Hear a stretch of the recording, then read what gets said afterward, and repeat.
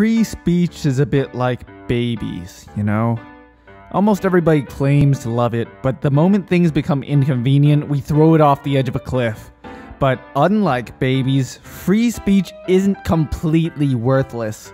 Without it, we'd be stuck in a techno-feudalistic dystopia with no semblance of individuality. As technology progresses, our ability to make ourselves heard is constantly becoming both more important and more difficult. Which is why today we're going to talk about free speech and social media. That's right, after the kerfuffle at the Capitol this past week, social media and tech companies have collaborated to blanket ban outgoing President Donald Trump and those associated with the anti-democratic right from essentially all online communication. In addition to perma-banning the Donald himself, groups like Reddit's Trump page and Discord's Donald.win have also been removed.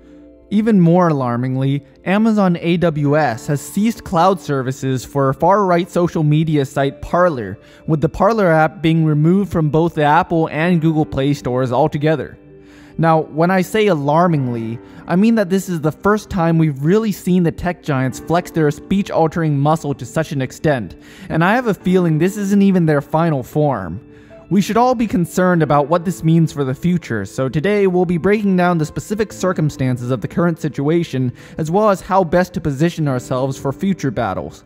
Now, the tech and media crackdowns occurring today are not just a free speech issue, but, as is usually the case in the real world, it's a mashup of a bunch of disparate questions. Listing them all out now would take longer than the average human attention span of 8 seconds, so we'll tackle them as we go. First off, the worst mistake anybody could make is to assume conservatives are being silenced for speaking out. Putting aside for a moment the fact that the profit motive is the ultimate explanation for almost all corporate actions, let's talk about what free speech actually is. Free speech isn't really about freedom so much as it's about the principle that no concept is too ridiculous to discuss. Close off ideas and you close off progress. Free speech doesn't allow you to disrupt a conversation by talking over it or present deliberately misleading information, because those actions actually impede the free flow of ideas. Similarly, I've expressed my criticisms of democracy as a concept before, but fascists storming the Capitol aren't criticizing democracy by attempting to overthrow it any more than a poor man criticizes property rights by stealing bread to eat. It's fully possible to make a case for deplatforming Donald Trump and many of his forums by demonstrating them to be high-risk agents for unprotected speech. Speaking more broadly about censorship, if you take one step into MAGA territory, the first thing you'll hear is how the far-left mainstream media and communist Democrats are silencing us for loving America. Of course, it's been repeatedly demonstrated that conservatives have not been algorithmically targeted by social media companies. That should be obvious given figures like Ben Shapiro and Candace Owens consistently draw millions of viewers for these companies to profit from. If anything, it's the left who's under algorithmic pressure. Facebook has intentionally throttled progressive traffic, and YouTube's adpocalypse has not been kind to independent media in general, especially the kind which doesn't enjoy corporate backing like conservative networks do. Despite all the facts, conservatives feel like targeted crackdowns of disinformation and hate speech are evidence of systemic bias against them. But even if it is anti-mask, election fraud, QAnon, and other conspiracy theories being blocked, or openly racist and transphobic content getting flagged, conservatives do raise an understandable complaint. Those ideas are being censored. And it's true that free speech protects both incorrect and intolerant opinions. On principle at least, their right to communicate should be respected. But shouldn't private companies be able to do whatever they want? Well, yes and no. Private companies have the right to determine their own terms of service. Hell, they could decide to exclusively serve cis-het Aryan males for all I care. But just as we can hate racism yet support others' right to be racist, free speech goes beyond just the First Amendment. It's a principle whose necessity fundamentally lies with the wariness of the powerful, and big tech is proving to be a serious and growing threat to our civil liberties. Of course, not all use of power is unjustified. In managing my channel, I've decided the best way to promote conversation is to never delete critical comments or regulate ideas pertaining to the channel's general focus. But when those thought bots come spamming up my comment section, I'll obviously flag them down. But here's where we've moved past theoreticals into the real world. Does big tech have too much power? Of course! If they wanted to, they could shut down all leftist discourse by pulling service from progressive sites and banning all anti-capitalist speech from the platforms they control.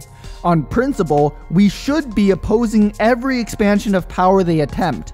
But 1. Principle is absolutely worthless if it doesn't yield good results. And 2. The question of big tech power is separate from whether the action of deplatforming the alt-right is good. Thankfully, the latter problem also has a simple answer. Of course, limiting the spread of fascist propaganda is a good thing. They're crying about censorship the same way they're pretending the election was stolen. These people don't give a shit about democracy, and yet they're using electoral language to sell their lies. Why? Because it fucking works. These are the same people who cheered when Trump proclaimed that burning the flag should be punishable by a year in prison. We ought to come up with legislation that if you burn the American flag, you go to jail for 1 year. These are the same people who equivocate leftists and liberals, and if you're anywhere left of Ted Cruz, they poison the well by calling you a socialist. They appeal to conspiracy in order to get you to discount anything any reasonable person says. You think if we went all Voltaire on the liberals, they'd somehow support the left when the CIA comes to take us away? Not only do they refuse to recognize us as a target of censorship, but they think we support it.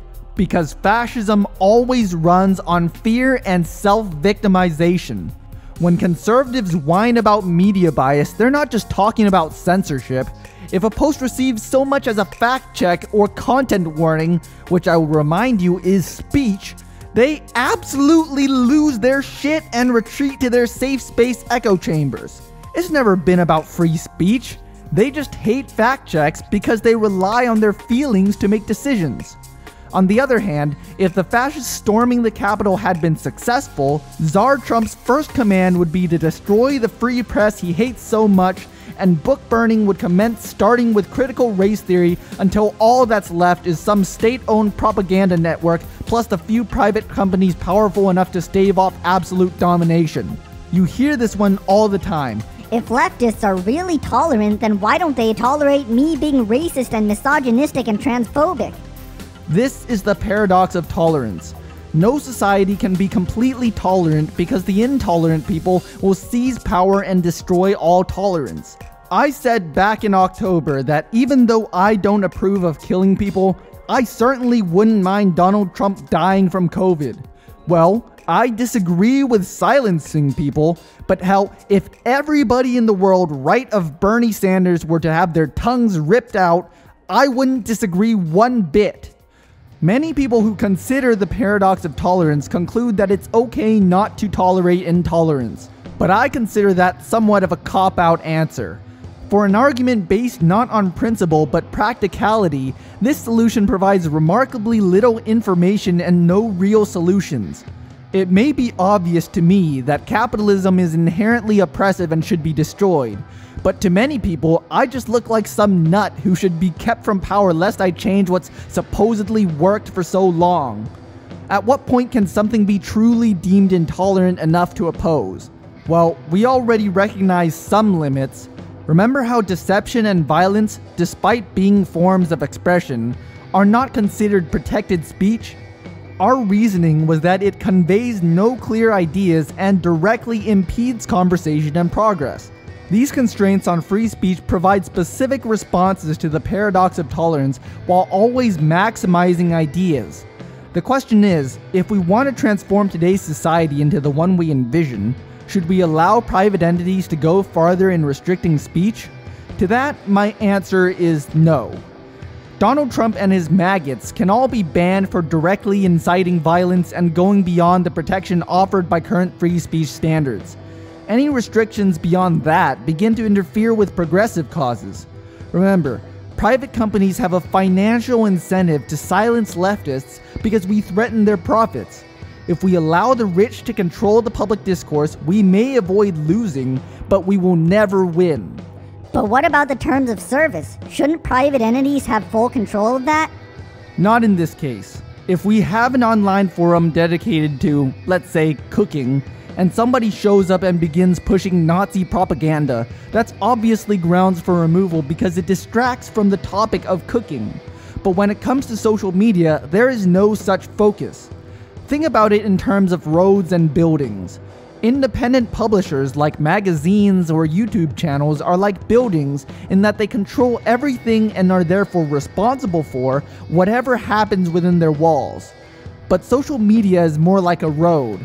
Just because an idea travels over social media doesn't mean it's endorsed by the platform. Social media is merely a service which facilitates the spread of ideas from point A to point B. But if a company puts it upon themselves to monitor and regulate the content spread on its platform, it becomes responsible for everything that travels across it, becoming more akin to a publisher than a platform. Right now, the tech giants have a foot in each door and not in a way that's responsible or respects our rights to speech.